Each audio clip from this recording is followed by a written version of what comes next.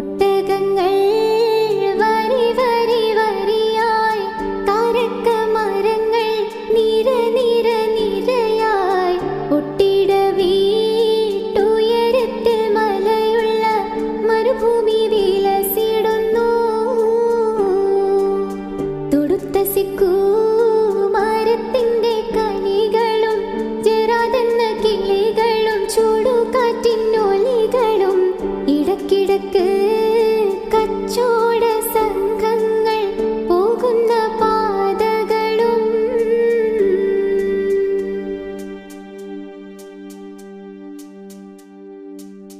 പരിശുദ്ധ ഖുർആൻ വന്നിറങ്ങിയ ദേവിടം, പരിപൂർണ റസൂൽ